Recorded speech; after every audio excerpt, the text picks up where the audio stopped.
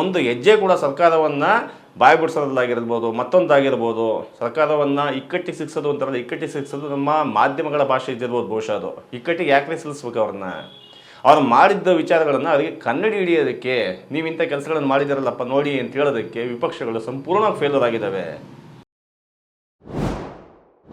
ಸ್ನೇಹಿತರೆ ನಮಸ್ತೆ, ಜನಗಿರಿ ಯೂಟ್ಯೂಬ್ ಚಾನಲ್ಗೆ ನಿಮಗೆಲ್ಲ ಸ್ವಾಗತ. ನಾನು ಚಲಮ ಹಾಡ್ಲಹಳ್ಳಿ. ಈ ಬಾರಿಯ ಲೋಕಸಭೆಯಲ್ಲಿ ಭಾಳ ಗಂಭೀರವಾದ ಚರ್ಚೆಗಳಾಗ್ತದೆ ಅಂತ ಜನಕ್ಕೆ ಅನ್ನಿಸ್ತಾ ಇದೆ. ಆದರೆ ಏನೇನು ಕೂಡ ಜನಕ್ಕೆ 3 ಕಾಸಿನ ಪ್ರಯೋಜನ ಇರತಕ್ಕಂಥ ಚರ್ಚೆಗಳು ನಡೀತಾ ಇದೆ. ನರೇಂದ್ರ ಮೋದಿಯವರ ಘನ ಉಪಸ್ಥಿತಿಯಲ್ಲಿ ಸಂಸತ್ತು ಹೇಗೆ ನಡೀಬೇಕಿತ್ತು, ಅವರು ವಿರೋಧ ಪಕ್ಷದಲ್ಲಿದ್ದಾಗ ಹೇಗೆ ನಡೀತಾ ಇತ್ತು, ಆ ವಿಚಾರಗಳ ಬಗ್ಗೆ ಕಾಂಗ್ರೆಸ್ಸು ಕೂಡ ಮುಣಿದೋಗಿದೆ. ಮೋದಿಯವರು ತಲೆ ತಗ್ಸೋಗಿದೆ.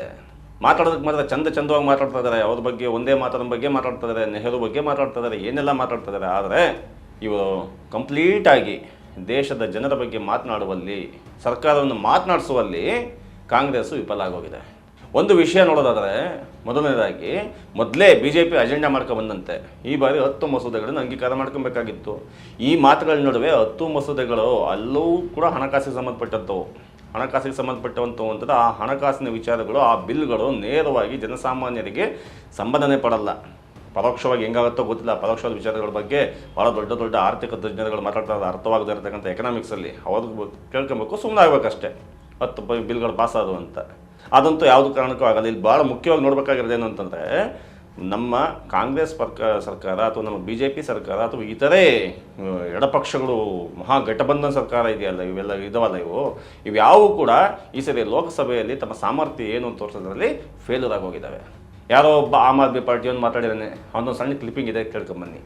मैं आपके माध्यम से इस सरकार से पूछना चाहता हूं, RSS के 4 लोगों का नाम बताओ जो वंदे मातरम नारा लगा के जेल गए, उनका नाम बताओ आप। 4 लोगों का नाम बताओ आप। शहीद खुदीराम बोस हिंदुस्तान के वो क्रांतिकारी थे, जब उनको फांसी के फंदे पे चढ़ाया गया और उनका जब अंतिम संस्कार हुआ तो जो राख उनके अंतिम संस्कार से निकली मान्यवर, उसको बंगाल की मां तावीज बना के अपने बच्चों को पहनाती थी कि ऐसे ही बनना हिंदुस्तान के लिए क्रांतिकारी। यह इतिहास, यह हिंदुस्तान का इतिहास। लेकिन मैं आपके माध्यम से इस सरकार से पूछना चाहता हूं, आपके पुरखे इस वक्त क्या कर रहे थे जब शहीद आजम भगत सिंह वंदे मातरम लगा रहे थे, शहीद सुखदेव वंदे मातरम लगा रहे थे, शहीद राजगुरु वंदे मातरम का नारा लगा रहे थे, शहीद खुदीराम बोस वंदे मातरम का नारा लगा रहे थे। उस वक्त आप क्या कर रहे थे? क्या कर रहे थे आप? वंदे मातरम का नारा लगाकर लोग जेल गए, लाठियां पड़ी उनको। मैं आपके माध्यम से इस सरकार से पूछना चाहता हूं, RSS के 4 लोगों का नाम बताओ जो वंदे मातरम नारा लगा के जेल गए, उनका नाम बताओ आप। ಏನು ಮಾತಾಡಿದ್ದಾರೆ ಇವರು ಮಾತಾಡಿರ್ತಕ್ಕಂಥ ವಿಚಾರಗಳನ್ನು ಈಗಾಗಲೇ ಸಿಕ್ಕಾಬಿಟ್ಟೆ ವೈರಲ್ ಆಗೋಗಿದೆ. ಈ ಆಮ್ ಆದ್ಮಿ ಪಕ್ಷಕ್ಕೆ ಸೇರಿದಂಥ ಈ ಮನುಷ್ಯ ಕಂಪ್ಲೀಟಾಗಿ ಮೋದಿಯವ್ರನ್ನ ಒಂದೇ ಮಾತರಂ ಅಂತಂದ್ರೆ ಏನು ಅಂತ ಅರ್ಥವತ್ತವಾಗಿ ವಿವರಿಸಿ ಹೇಳ್ತಾ, ಅಂದರೆ ಒಂದು ರೀತಿ ಒಂದು ಕಾಲದಲ್ಲಿ ಲಾಲು ಪ್ರಸಾದ್ ಯಾದವ್, ಒಂದು ಕಾಲದಲ್ಲಿ ಅಟಲ್ ಬಿಹಾರಿ ವಾಜಪೇಯಿ ಈ ರೀತಿ ಚೆನ್ನಾಗಿ ಮಾತಾಡಿ ವಿಷಯಗಳನ್ನ ಡೈವರ್ಟ್ ಮಾಡ್ತಿದ್ರಲ್ಲ, ಆ ರೀತಿಯಾದಂತಹ ಒಂದು ರೀತಿ ಮಾತುಕತೆ ಅಷ್ಟೇ ಇದು. ಒಂದೇ ಮಾತರಂ ಮುಖಾಂತರ ನಿಮ್ಮನ್ನು ನಾವು ಹೆಂಗೆ ಮಣಿಸಿದ್ವಿ, ನೀವು ಒಂದೇ ಮಾತರಂ ತಗೊಬಂದ್ರಿ, ಆ ಒಂದೇ ಮಾತರನ್ನು ನಾವು ಹೆಂಗೆ ಪಲ್ಟಿ ಓಡಿಸಿದ್ವಿ ಅಂತ ಈ ಆಮ್ ಆದ್ಮಿ ಪಾರ್ಟಿಯವರು ಮಾತಾಡ್ತಾರೆ. ಇನ್ನು ಮಿಕ್ಕಂತೆ ಅದರ ನಂತರದಲ್ಲಿ ಮತ್ತಿನ್ನೊಬ್ಬರು ಬಹಳ ಮುಖ್ಯವಾದ ಸಂಸದೀಯ ಪಟ್ಟು, ಅದೇ ತೃಣಮೂಲ ಕಾಂಗ್ರೆಸ್ನ ಮೊಹಿಯಾ, ಭಾಳ ಈ ದೇಶ ಗಮನವಿಟ್ಟು ನೋಡ್ತಕ್ಕಂಥ ಒಬ್ಬ ಸಂಸದೀಯ ಪಟ್ಟು, ಅವರು ಕೂಡ ಒಂದೇ ಮಾತರಂ ಬಗ್ಗೆ ಮಾತಾಡ್ತಾರೆ. ಏನು ಮಾತಾಡಿದ್ದಾರೆ ನೋಡಿ ಅದನ್ನು. So frankly, the BJP's commitment to this song is a badly scripted comedy. The British banned the use of this slogan Vande Mataram under the sedition laws and banned it singing in any public place. When India's youngest freedom fighter, Bengal's brave son, Khudiram Bose, was led to the gallows in 1908, he had Vande Mataram on his lips. When in 1927, Ram Prasad Bismil walked to the gallows in Gorakhpur jail, when Ashfaqullah Khan walked to the gallows in Faizabad jail, they all had Vande Mataram on their lips. But this is the same slogan that the Rajya Sabha bulletin finds non-decorous and non-serious in the Rajya Sabha. Who in the BJP, who in the RSS, who in the treasury benches can claim even a tenuous link to the freedom struggle, that today you feel you are the guardians of Vande Mataram and will teach us Bengalis and the rest of India what its significance is? So if you have the guts to get into the issue, target the man who very wisely edited this song. It was neither Nehru nor Bose, it was Rabindranath Tagore. Come. If you have the courage to withstand truth, come. fight an election in Bengal in 2026 by saying that Tagore was responsible for dividing India. Let us see where that takes you. Tagore is the one who sang Vande Mataram publicly. He anchored it to our conscience of our nation.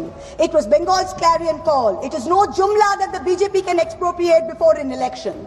You try it and you will see what its consequences are. 10 crore Bengalis will rise, 20 crore arms to teach you the real meaning of Vande Mataram. Vande Mataram. ಇವರು ಮೂಲತಃ ಕೋಲ್ಕತ್ತಾದಿಂದ ಬಂದಂಥವ್ರು, ಅಂದರೆ ಪಶ್ಚಿಮ ಬಂಗಾಳದಿಂದ ಬಂದಂಥವ್ರು. ಅಂದರೆ ಬಂಗಾಳಿ ಭಾಷೆ ತುಂಬ ಚೆನ್ನಾಗಿ ಅರ್ಥ ಆಗುತ್ತೆ. ಒಂದೇ ಮಾತರಮ್ಮು ಮೂಲತಃ ಬಂದಿತ್ತು ಬಂಗಾಳಿ ಭಾಷೆಯಲ್ಲಿ. ಆ ಬಂಗಾಳಿ ಭಾಷೆಯಿಂದ ಆ ಪ್ರೇಮ್ಚಂದ್ ಅವರ ಬಂಗಾಳಿ ಭಾಷೆಯಲ್ಲಿ ಪ್ರೇಮ್ಚಂದ್ ಅವರ ಕಾದಂಬರಿಯಲ್ಲಿ ಬಂದಂಥ ಒಂದೇ ಮಾತರನ್ನ ಟ್ಯಾಗೋರ್ ಅವರು ಯಾವಾಗ ತಗೊಂಬಂದು ಅಂತೇಳಿ ಇವರು ವಿವರಿಸ್ತಾ ಹೋಗ್ತಾರೆ. ಸಂಸತ್ತಲ್ಲಿ ಇಷ್ಟೇ ನಡೆದಿದ್ದಂಗೆ, ಸಂಸತ್ತಲ್ಲಿ ಚರ್ಚೆ ನಡೀತಾ ಇರೋದು ಇಷ್ಟೇ. ಅದರ ನಡುವೆ ನಮ್ಮ ಪ್ರಿಯಾಂಕಾ ಗಾಂಧಿ ಅವರೇ ಅಂತ ಬಂದುಬಿಟ್ಟು, ಎಷ್ಟು ಬಾರಿ ನೀವು ನೆಹರು ವಿಷಯ ತಗೊಂಡ್ರಿ, ನೆಹರು ಹೆಸರು ತಗೊಂಡ್ರಿ ನಾವು ಈ ದೇಶಕ್ಕಾಗಿ ಪಕ್ಷ ನಡೆಸ್ತೀವಿ, ನೀವು ಚುನಾವಣೆಗೋಸ್ಕರ ಪಕ್ಷ ನಡೆಸ್ತಾ ಇದ್ದೀರಾ, ಈ ರೀತಿಯ ಮಾತುಗಳನ್ನು ಆಡ್ತಾ ಇದ್ದಾರೆ ಹೊರತು ಯಾವ ಕಾರಣಕ್ಕೂ ಕೂಡ ನಮ್ಮ ದೇಶದ ಸಮಸ್ಯೆಗಳಾದಂತಹ ರೈತರ ಸಮಸ್ಯೆ ಆಗಿರಲಿ, ಬೇರೆ ಬೇರೆ ಎಷ್ಟು ಸಮಸ್ಯೆಗಳು ಆಯಿತು ಕಣ್ಣು ಮುಂದೆ ಕಾಣ್ತಕ್ಕಂಥ ಮೀಡಿಯಾಗಳು ತೋರಿಸ್ತಾ ಇರ್ತಕ್ಕಂಥ ಈ ಉದ್ಯಮಗಳ ಸಮಸ್ಯೆ ಇದೆಯಲ್ಲ, ಈ ಏರ್ ಸ್ಪೇಸ್ ಸಮಸ್ಯೆ ಇದೆಯಲ್ಲ, ಮೊನ್ನೆ ತಾನೇ ಇಂಡಿಗೋ ವಾಯು ವಿಮಾನ ಸಂಸ್ಥೆ ಇದೆಯಲ್ಲ, ಅದು ಮಾಡಿದ ಅವಘಡಗಳಿಗೆ ಏನು ಕಾರಣ ಅಂತ ಹೇಳ್ಬಿಟ್ಟು ಗಟ್ಟಿ ದನಿಯಲ್ಲಿ ಯಾರೂ ಕೂಡ ಮಾತಾಡಿಲ್ಲ. ಈ ರೀತಿಯಾಗಿ ಮಾತಾಡತಕ್ಕಂಥ ಹಲವಾರು ವಿಚಾರಗಳಿದ್ದಾವೆ. ಯಾವ ವಿಚಾರಗಳ ಬಗ್ಗೆ ಕೂಡ ಇವರು ಯಾರೂ ಕೂಡ ಮಾತಾಡಿಲ್ಲ. ನೇರ ಮೋದಿ, ಅಮಿತ್ ಶಾ ಮತ್ತು ಈ BJP NDA ಸರ್ಕಾರ ಏನು ಪ್ಲ್ಯಾನ್ ಮಾಡಿತ್ತೋ, ಈ ಸಲದ ಚಳಿಗಾಲದ ಅಧಿವೇಶನ ಯಾವ ರೀತಿ ನಡಿಬೇಕು ಅಂತ ಪ್ಲ್ಯಾನ್ ಮಾಡಿತ್ತೋ ಅದೇ ದಾರಿಯಲ್ಲಿ, ಅದೇ ನೆಲೆಯಲ್ಲಿ, ಅದೇ ಒಂದು ನೂರು ಆ ಕಡೆ ಈ ಕಡೆ ಆಗದಾಗೆ ಸಂಸತ್ತಿನ ಕಲಾಪಗಳು ನಡ್ಕೊಂಡು ಹೋಗ್ತಾ ಇದೆ.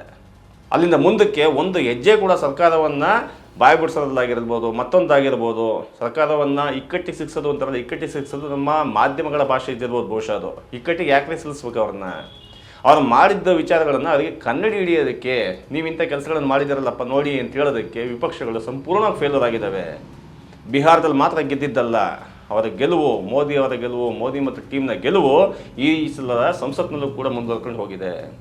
ಆ ಗೆಲುವು ಮತ್ತೆ ನೆಕ್ಸ್ಟ್ ಮುಂದಿನ ಪಶ್ಚಿಮ ಬಂಗಾಳದ ಎಲೆಕ್ಷನ್ನಲ್ಲೂ ಕೂಡ ಮುಂದುವರಿಯುತ್ತಾ ನೋಡೋಣಂತೆ. ಧನ್ಯವಾದಗಳು.